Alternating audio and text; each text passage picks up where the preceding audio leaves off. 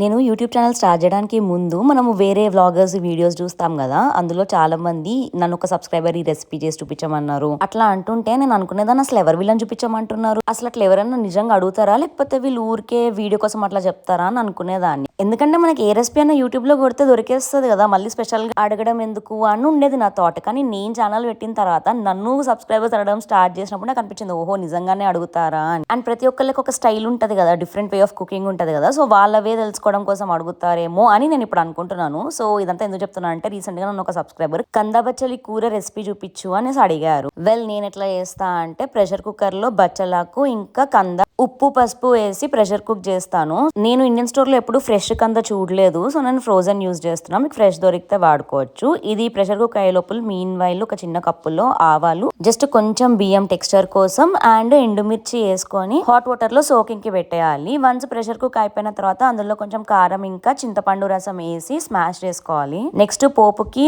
ఒక గిన్నె తీసుకొని అందులో ఆయిల్, యూజువల్లీ ఇట్లాంటి రెసిపీస్ కి జింజర్లీ ఆయిల్ అయితే బాగుంటుంది. సో జింజర్లీ ఆయిల్, మినపప్పు, ఆవాలు, మెంతులు. ఇట్లాంటి రెసిపీస్ లో మళ్ళీ జీలకర్ర కూడా వేయరు. మినపప్పు, ఆవాలు, మెంతులు, కొంచెం ఎండుమిర్చి, పచ్చిమిర్చి, కరివేపాకు, ఇంగువ కొంచెం ఎక్కువ వేసుకోవాలి. వేసుకుని పోపు వేసేసుకొని దాని తర్వాత మనం ఇందాక సోక్ చేసి పెట్టుకున్నాం కదా ఆవాలు, వాటిని కూడా పేస్ట్ చేసుకొని ఆ పేస్ట్ కూడా వేసి కలిపేయాలి. తర్వాత ఒక బాయిల్ రానించి స్టవ్ ఆఫ్ చేసుకోవడమే. చాలా టేస్టీ ఉంటది, ట్రై చేయండి. చాలా రోజులైంది అడిగి, సో నాకు సబ్స్క్రైబర్ పేరు గుర్తులేదు. This is for you.